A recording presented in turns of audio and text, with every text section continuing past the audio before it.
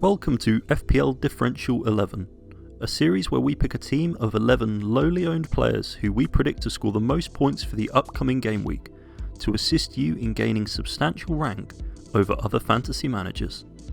There's just 3 rules.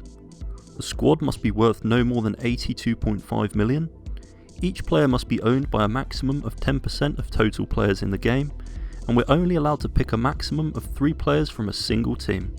A silhouette of each player we've selected is already on the pitch, so feel free to play along by seeing how many of the 11 you can correctly guess. To begin with in goal, I've gone for Jason Steele for Brighton's double game week away to Arsenal and Newcastle. Back in game week 33, there were question marks over which keeper De Zerbi would choose in the Premier League following a knock picked up by Steele, but since then, Steele has started in each of Brighton's last 3 matches and returned 10, 6 and 9 FPL points respectively.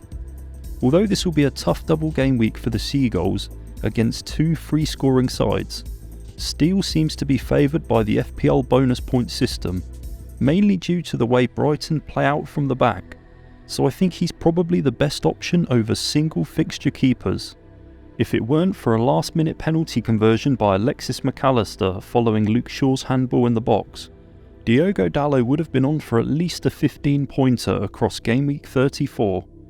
With Shaw and Lindelof making a decent centre-back partnership over the last month or so, it seems increasingly likely that Dalot will continue to start at left-back for United, so he's probably the pick to go for from the Red Devils' back line. Although Wolves have picked up some good results lately against the likes of Villa, Palace, Brentford and Chelsea, United have kept 5 consecutive clean sheets at Old Trafford, and I wouldn't be surprised to see another this week. Chelsea eventually reached the 40-point mark in the Premier League last week with a fairly convincing 3-1 away win against Bournemouth, which was their first win in the league since game week 27. Looking around the fixtures for game week 36, there aren't many teams that catch my eye as sides who might keep a clean sheet, but I think Chelsea have as good a chance as any, as they come up against a Forest side who have won 1 game in 17 away from home this campaign, and only scored 8 goals across those matches. Thiago Silva seems pretty nailed to start for the Blues, and I personally think he offers the most goal threat from set pieces.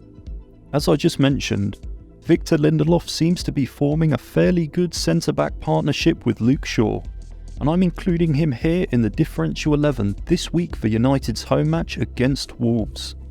Along with United's fantastic goals conceded record at home, Wolves have largely disappointed in the away department, having only scored 12 goals across 17 matches this season. With that, they've only picked up 11 points away from home, which is the joint 3rd worst in the division. Although he's probably less likely to be involved in a goal than Dalot, Lindelof still comes forward during set pieces, so there's a very slim chance of an attacking return. Kicking off the 5-man midfield this week, I've decided on a player who has the potential to give our FPL teams a massive rank boost towards the end of the season, and that's Luis Diaz for Liverpool's away trip to Leicester. Following a long-term injury, Diaz is slowly being introduced back into the Liverpool side, playing limited minutes across their last 4 fixtures. But having said that, he's already returned in that dramatic 4-3 victory over Spurs. One reason why I like Diaz for this week especially is because he only played 25 minutes in game week 35, and so should be ready to start against a Leicester side who have conceded 59 times so far this campaign. Having won 8 of their last 9 league matches, and with a double game week, Newcastle players have to be part of the differential 11 this week for their games against Leeds and Brighton. On their day, both Leeds and Brighton can be dangerous attacking sides, but at the other end of the pitch they've conceded 109 goals between themselves. For that reason, I favour the Magpies attacking over defensive assets this week.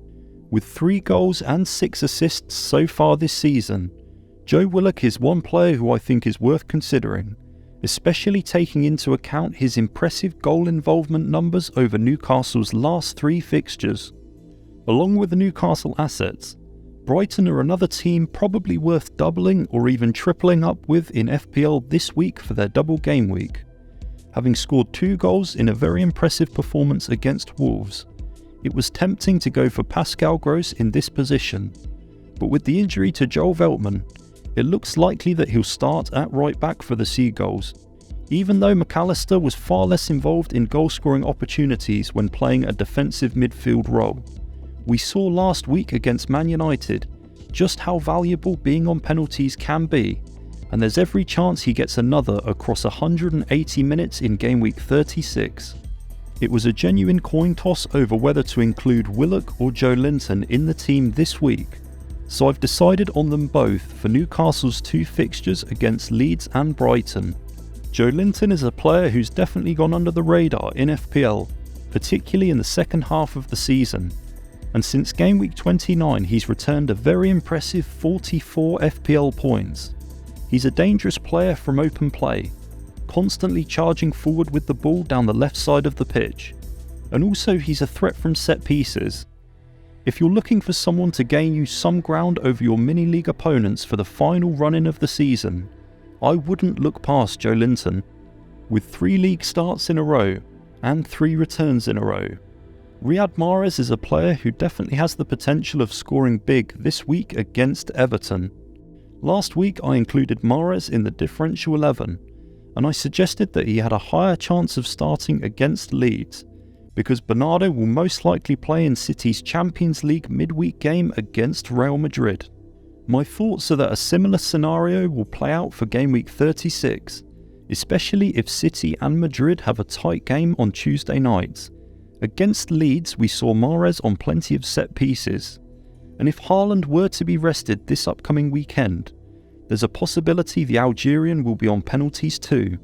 It probably comes as no real surprise to know that I've gone for Callum Wilson up front for his 2 matches versus Leeds and Brighton.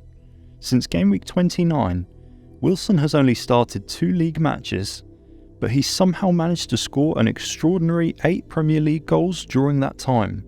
Although I expect Alexander Isak to get more game time than Wilson, Wilson's main appeal comes as an impact player when Newcastle are looking to go all-out attack. We've also seen the 2 play alongside one another, Isak in that left wing spot and Wilson as the main striker, and I wouldn't be surprised to see both players return double-digit hauls this weekend.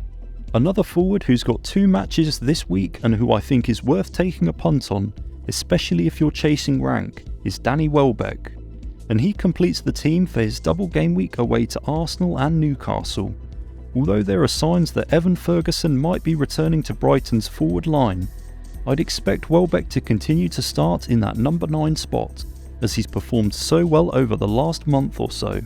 We're getting to that point in the FPL season where we'll have to take a chance on players who are lowly owned if we're not happy with our rank. And although Welbeck won't play the full 180 minutes, he's definitely got a goal or 2 in him.